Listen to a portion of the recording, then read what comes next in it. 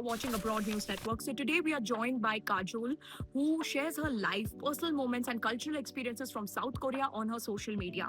She's known on her Instagram as @Kajol Pushkar, wherein she shares quite relatable and authentic content that brings in a unique cultural blend of the Korean lifestyle as well as the Desi vibes. So let's begin today's conversation and learn more about Kajol's journey, her inspiring story, and her experiences.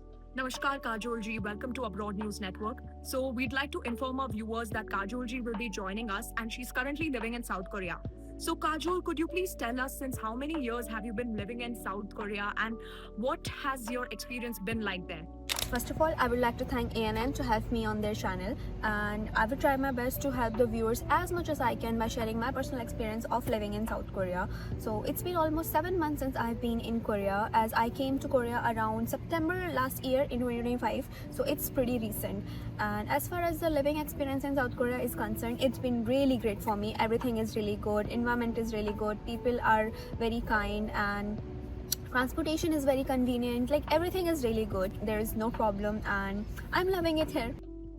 Kajol, we would also like to know that whether you went to South Korea on a study visa or a work visa. So I came to Korea on a scholarship which is called GKS, that is Global Korea Scholarship. In this scholarship, there is a condition that for 1 year you have to get a mandatory Korean language training. So currently I am in a Korean language training, and after completing your Korean language training, you can start your academics, your undergrad, your master's, your PhD, whatever you are pursuing. So for the language training, you are given a D4 visa, and after that, that is a language training visa, D4 visa, and currently I am on a D4 visa. So after completing my language training, I will be having a D2 visa, that is student visa. You can say that I am on a student visa. So pursuing studies in South Korea can be really good for us, for students majoring in STEM, that's science and technology, because there are many researches going on, and the research in South Korea is like really great. Like, everything, people put their 100% in research, and they do actual research, and there are so many funds for research students. Like, even if you are not on a scholarship, if you apply and you pass certain professors requirement, you can come and research and do your research here even as a master's student. So you can get funded by professor also. So it's not like you have to spend a lot of money in South Korea. That is the best thing of South Korea, that you don't have to take loans from bank, and you don't have to put a lot of money. If you are good enough in getting a scholarship or in getting fund by professor, this is the plus point of South Korea, that you don't have to spend a hell lot of money. You can just prepare some documents and do your give exams like IELTS, TOEIC is the exam for Korean language. So the initial money you have to spend is just for these things, just to prepare documents and just for the application. Apart from this, you don't have to spend a single penny. And also, one of the best thing about the GKS scholarship is that you are not allowed to work part-time. See how the students in other countries, like when they go to Germany or like any other country, they do study and they do part-time. So it is really hectic for a student to manage the finances and the studies all together. But in South Korea, if you are on a GKS scholarship, you are not allowed to work part-time, because you are already given a monthly stipend that covers your almost everything. They are investing in you basically, so they just want you to study here and not ignore your study and work part-time. Kajol, could you please tell our viewers how's the lifestyle like there in South Korea, and which is the aspect of the daily life that you find the most interesting? So lifestyle in South Korea is really great. The most interesting thing I love about South Korea is the older generation here. They care a lot about their health. Like, even in general, people of South Korea care a lot about their health. Like, they exercise a lot. They take care of their body really well. So this is something that really fascinates me. Lifestyle in South Korea is really active. Kajol, could you please tell us that when you first arrived in South Korea, what was the biggest difference that you felt as compared to India? Okay, so the biggest difference that I found in South Korea is the people of South Korea really follow rules. Like, even if the signal is red and there is no one on the road, they are gonna follow the rules. They are not gonna cross, like, because even if there is no one, like even at the 1 a.m. they are gonna follow the rules. So that is clearly something that makes South Korea different from India. and also people don't care about what are you doing here. They just mind their own business. And the other thing is there is a really peaceful environment here, so there is no honking on the road unnecessarily. It was really surprising for me as coming from India that roads can be this silent. It's very quiet, so that's what I like about Korea.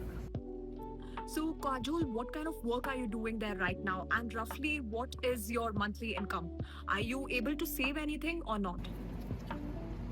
Okay, so as I told previously, I am on a scholarship which is called GKS. So I came here as a PhD student, PhD scholar, and right now I'm doing my mandatory Korean language training. So I don't work here, so I get the monthly stipend from the Korean university and the Korean government. So that is my source of income in South Korea, and that the stipend is really sufficient because it covers all of the things, and it's around in INR, because in language training it will be around 71 to 72,000 Indian rupees, and when you start your actual studies, your masters or your PhD, you get a little more, which is around 80 to 81,000 Indian rupees per month. So it's like really sufficient, and the expense differs from individual to individual, as I cook my own food and because I buy groceries and everything. So it's like so I can save a little money, definitely. And also monthly stipend itself, I have to pay my dormitory fees, my insurance fees, and I have to buy books.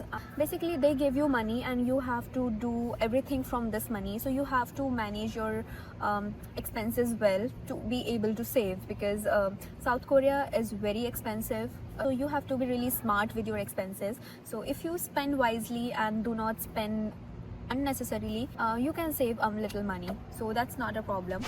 So, Kajal, could you please tell our viewers how much does the monthly expense in South Korea usually come to? And are you able to manage your income along with your expenses, or is it a bit of a struggle? Okay, so to include everything, the monthly expense can be around monthly expense for a student living in a dormitory can be around 50 to 60,000 per month, if you are spending wisely and not eating out every day and not going to cafe every day and not doing a lot of shopping here and there. So you can even save a little money, definitely. So I don't think there can be a problem if you are on a scholarship. This is everything I'm telling about is GKS scholarship or the professor funded. Professor gave more funds even than the GKS scholarship, so I don't think there will be any problem or any kind of struggle to live here. Definitely no.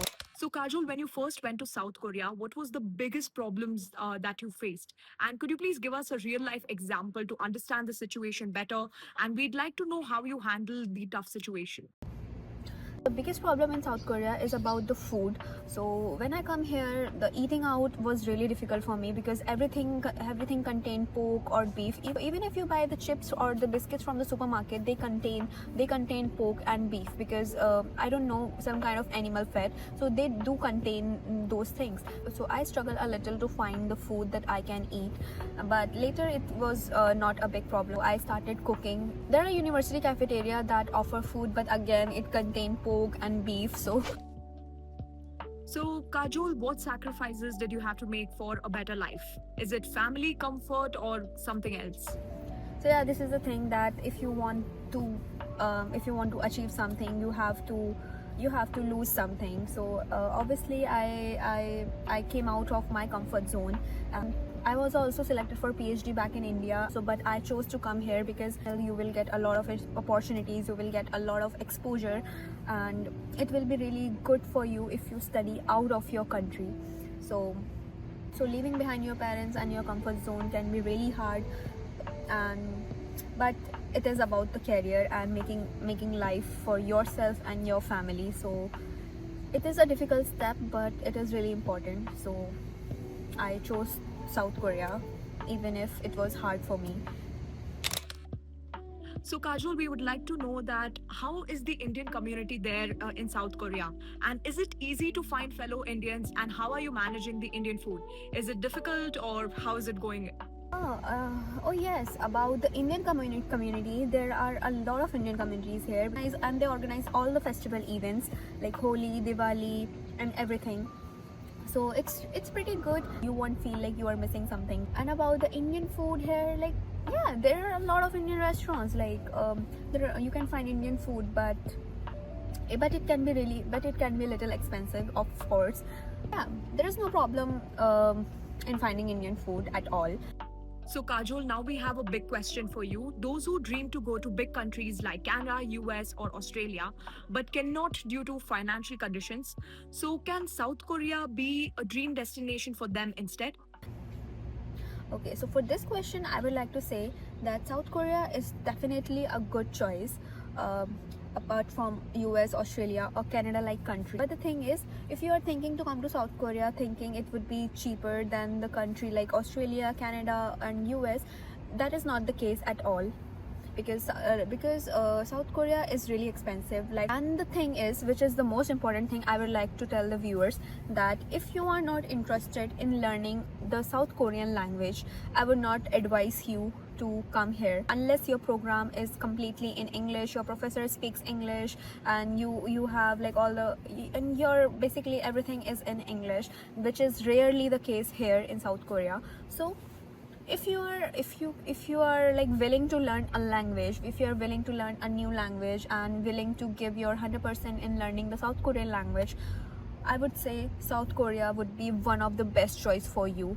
If you receive the scholarship, if you are funded by your professor, I would say give it a try to South Korea, because the research here is really great. The academic environment is absolute best. Korea is not the English speaking country, so it can be hard for you to socialize here and build up a social circle. So it would be great and it would be better if you learn the Korean language. That is all that I want to say.